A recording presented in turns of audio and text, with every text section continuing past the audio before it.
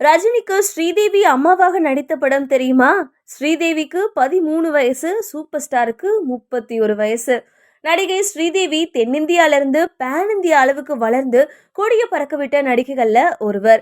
ரஜினி, கமல் தொடங்கி பாலிவுட் ஸ்டார்கள் வரைக்கும் அத்தனை பேருடனும் ஜோடி போட்டு நடிச்சு அவங்க கடந்த 2018ஆம் ஆண்டு உயிரிழந்தாங்க. இந்த நிலைமையில தனக்கு 13 வயசு இருக்கும் போதே ரஜினிகாந்துக்கு அம்மாவா நடிச்சு கலக்கியிருக்காங்க ஸ்ரீதேவி. தமிழ்நாட்டை பூர்வீகமா கொண்ட ஸ்ரீதேவி குழந்தை நட்சத்திரமா அறிமுகமானாங்க.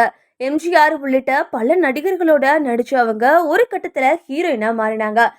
பாலச்சந்தர் இயக்குன 3 முடிச்சு திரைப்படத்துல கதாநாயகியா அறிமுகமான ஸ்ரீதேவி வரிசையா ஹிட் படங்கள்ல நடிச்சாங்க.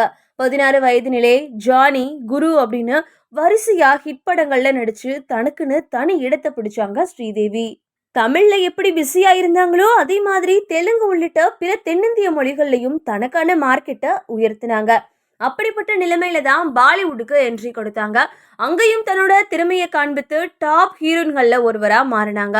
அவங்க கூட எப்படியாவது நடிச்சிடணும் அப்படின்னு பாலிவுட் ஹீரோக்கள் பலரும் தவம் கிடந்தாங்க. இதுல இருந்தே தெரிஞ்சுக்கலாம் அவங்களோட மவுசு அங்க எப்படி இருந்துச்சுன்னு. பாலிவுட்ல பிஸியா இருந்தப்போ தயாரிப்பாளர் போனி கபூரை திருமணம் செஞ்சுக்கிட்டாங்க. போனி கபூருக்கு ஸ்ரீதேவி 2வது மனைவி.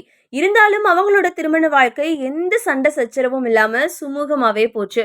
அதே சமயம் ஏகப்பட்ட ஆடம்பர செலவுகளை செஞ்சு கணவரை நெருக்கடிக்கு ஆளாக்கினார் அப்படின்ற விமர்சனமும் நீண்ட காலமா இருந்துச்சு.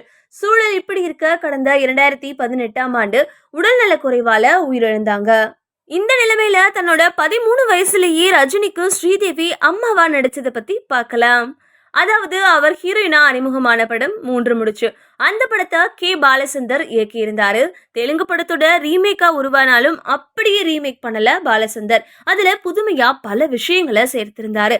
இந்த படத்துல ரஜினிகாந்த், கமல்ஹாசன் இருவரும் நடிச்சிருப்பாங்க.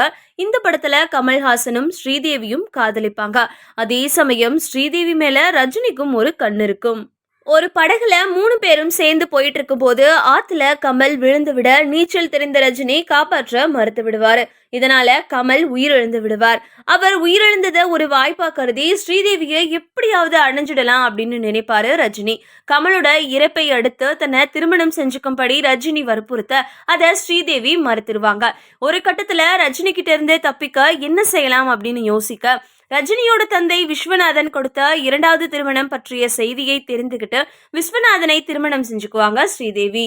இதுக்கிடையில மேனகா அப்படின்ற கதாபாத்திரத்தை கர்ப்பமும் ஆக்கியிருப்பார் ரஜினிகாந்த். விஸ்வநாதனை திருமணம் செஞ்சுக்கிட்டதால தற்போது ஸ்ரீதேவி ரஜினிக்கு தாய் ஸ்தானமா மாறியிருப்பாங்க.